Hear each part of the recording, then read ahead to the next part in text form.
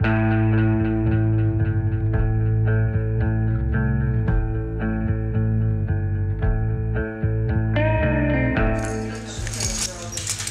name's Tony Mayse. Been climbing for over 20 years. Climbing mainly big walls in Yosemite Valley. And so our plan is to go out to California. We're going to drive out there in the morning, about a 24-hour drive. Tony's the lead man, and I'm like, I don't know, logistics. What's the team Get into Yosemite Valley. I've got friends that work in search and rescue. We're gonna camp with them or stay in their tents and hang out for a day, take in some valley air, enjoy the sights. So yeah, everything on your harness, like all those. Yeah, I'm gonna get rid of pack our gear. lever beaners. Yeah.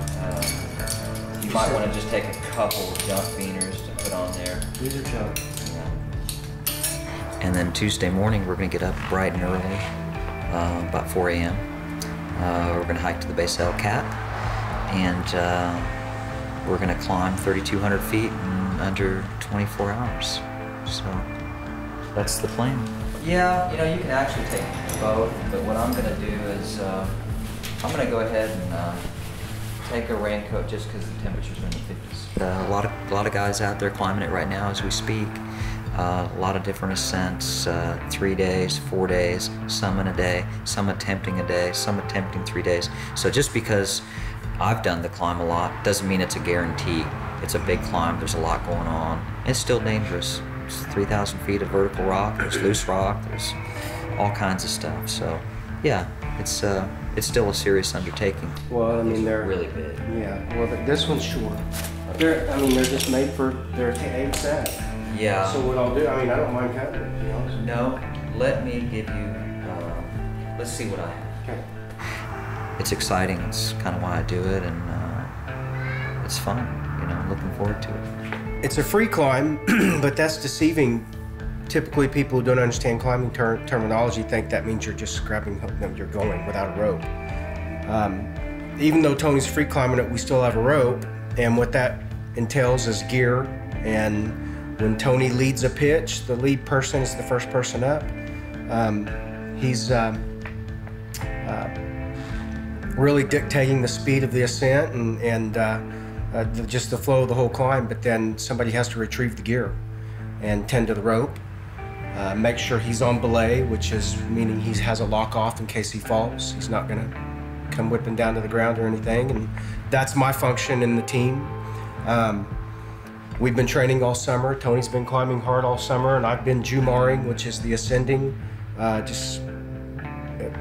We both know how to do it, but you know, we had some things to iron out, and we did. We got them ironed out with equipment over the weeks we've been going out climbing, and I mean, I think we're both real confident on that, barring any, again, it's an adventure, that we're gonna have a really good time on it. So do you That's get good. You get that, you know, just clipping this thing right into your... Yeah, oh yeah, yeah. And I, you know, that's the way what I did it. Because it allows you to get out and be free of that, and you can aid across, you know. Yeah. We're not putting a lot of pressure on ourselves as far as, like, you know, like he said, it'd be nice to do it in a day. A day is anything under 24 hours, right? So, Tony will lead a pitch, and a pitch is anywhere from what? 100 to 200 feet? Yeah, 100 to, yeah, 180, 160. And I wait for him to fix the rope, which means tight to an anchor point. I throw my ascenders on, ascend the rope to the pieces of gear that he placed in, and he is actually doing, on some of these pitches, a technique called short fixing, where he will actually leave that fixed point where he left my rope and start climbing on his own, feeding rope out, keeping himself on belay until I reach that point. And then I put him on belay, untie his backup knot, and then we're rock and rolling just like a normal climb at that point. But it's a piggyback, it just keeps doing that the entire way up the cliff. Yeah, the guard frames is what you're going to be carrying up on. Okay. And that's just going to be on your harness, except, and I want to be real particular about this, You can put one of these in your harness if you want, but one goes in the pack. In the event that one gets dropped, you know, I'm hosed unless I have a spare. Okay. And then they're critical to have that. But everything else can go. And then like up higher, I'll just latch it. And then half the route, I'll have that on me. And then the other half you have. Ideally, we're both always moving. Yeah. He's always climbing and I'm always Jumaring. There's no stop in action on either end of the rope. That's not the ideal. And you know, there's no reason we can't do that. Oh yeah, we're both confident that, you know, of our abilities, and you know, the main thing with a partner relationship like Freddie and myself, one, we're good friends. We get along really well, and he knows my abilities and I know his, and we kind of feed off each other's enthusiasm, and so we both know each other's role. And what he was talking about, the short fixing, that allows us to continually climb with very little stopping. And in a traditional style, most climbers will stop and belay each other and haul their bags. Well, we don't have a bag to haul, and so basically we're just climbing continuously. And yeah, it's pretty awesome to be moving that fast up there. I don't want to struggle. It's so exciting. It's way cool for me. Yeah, like, I've had a really good experience in the valley because I've only been with Tony, and it's enabled me to really experience the valley with a solid partner. So all I got to do is cover my end, you know, and that's just nice. I'm spoiled climbing with him.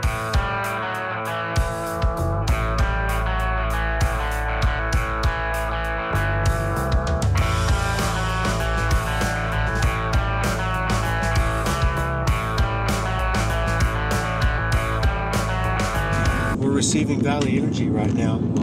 I mean, I feel it coming on down. Howdy, howdy. How's it going? Good. Good, how are you? Good. So, the road is open, just 25 mile per hour maximum.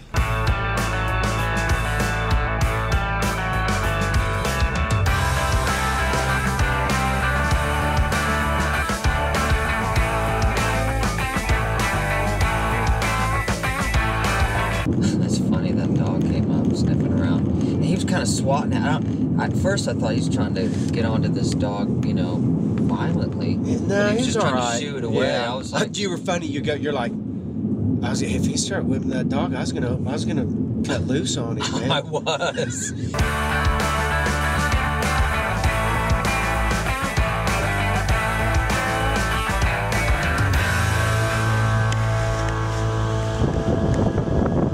Oh, Tony, I'm so glad to be back here, brother. I'm so glad. I'm spoiled climbing with him, to be honest with you.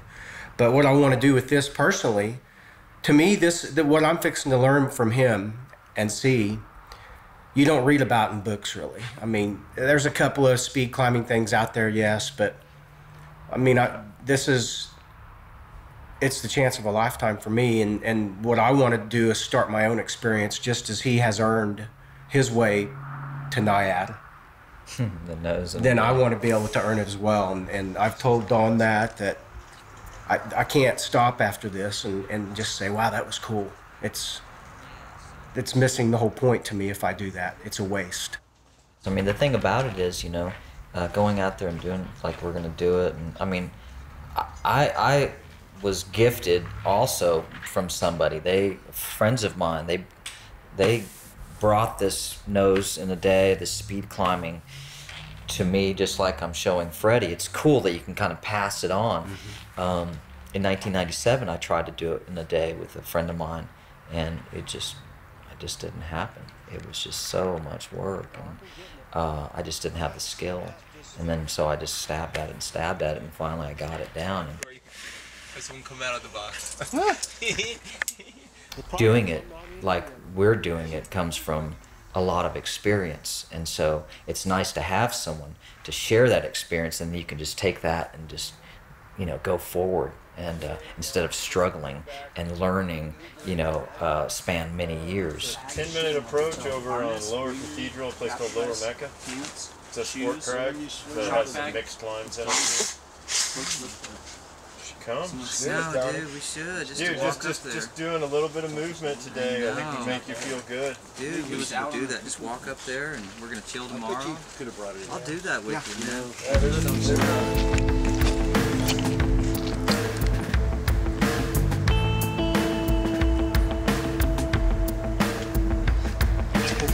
I know I'm in the process of getting up it, but you know, I got to keep going out, and I stopped going out. So now I'm being reintroduced to it. I can climb till I'm uncomfortable. Yeah, well, I mean, you hadn't been climbing that long. It was a great lesson. No, you hadn't been climbing that long. I mean, I took Freddy out there, boom, just, you know, a couple months into learning how to Jumar and ate a little bit. I didn't know how to place gear. Yeah. On a big wall.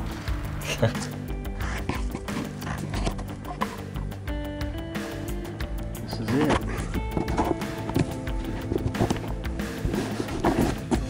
It's about 10 after 6. We're starting. Tony's doing the first pitch. He's going to fix the line. I'm Jumaring. I love everybody. We love everybody. I've climbed with a lot of partners over the years out there, and one of the things was this one big wall friend of mine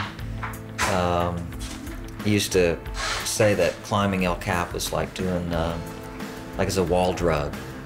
And so it's a wall drug in that when you're there, you know, you're in the moment, you're excited about it, you're getting beat up, you're getting a little scared, you get to the top, you have that elation, and then you're glad you're glad you did it, and you want a little break, and then you get healed up again, and you want to go back.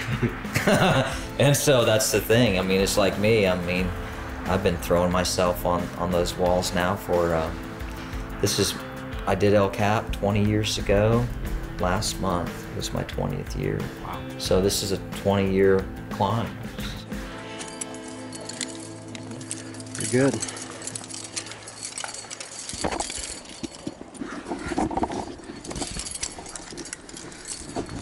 Okay, so when I get up a little ways, yeah, let's get that rope on your back. Okay. When I get up a little ways, you're gonna have to, I'll get a piece in, and I want you stepping up. I just want you can't come off here, period. Okay. You'll yank me off the cliff. All right. Because that gear's so, it's not the greatest.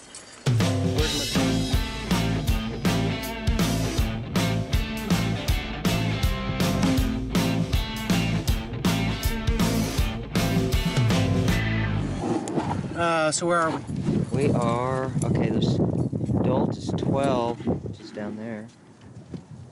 Dolt is 12, then 13, and then 14, and then we're coming up on 15. I think we're between 14 and 15. Coming up on 15? Yeah, coming up on 15. Everything's gone pretty smooth. This was kind of rough right here, and we were already beat up. Yeah, we're at, basically, we're 5 hours into the route. 5 hours into the route, and at P what?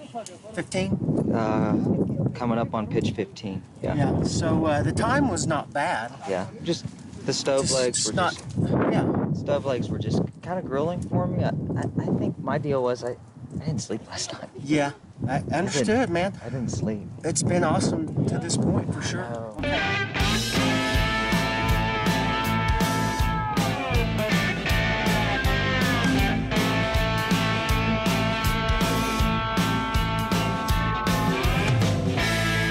Yeah, there's a mutual friend of ours. His name is Russell Hooper, and he passed away a couple of years ago. Russell's a longtime climbing partner of mine. Russell is probably one of the strongest climbers to come out of this part of the country. Just incredible talent, and unfortunately, he died of cancer, and so we've talked about it after his death, and you know, about spreading his ashes in certain areas. And then I talked to one of his close partners a couple weeks ago. I ran into him and told him I was going to Yosemite with Freddy, and he's like, "Hey man, why don't you take some of Russell's ashes?"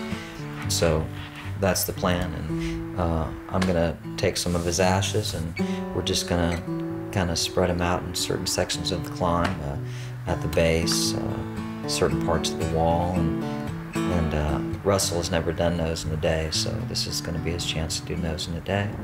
I'd like to do it right here. Just let him sail Just into let the him bow. go? Yeah. That's kind of a good idea. Like right here. That way we can see it. Well, matter of fact, you can film it. Yeah. There it is. There's Russell.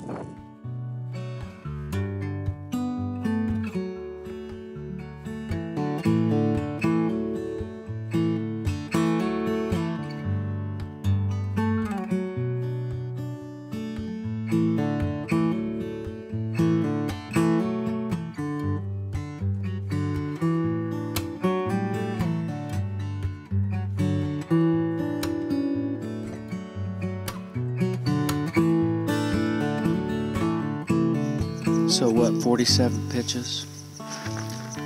Yeah, so we did 32 today, we did 15 the other day, so 47 pitches in 2 days of climbing. There's Freddy. What's that toe, man? Oh, back off here. All right, Freddy. Nose in a day. Nose in a day, team. Nose in a day team.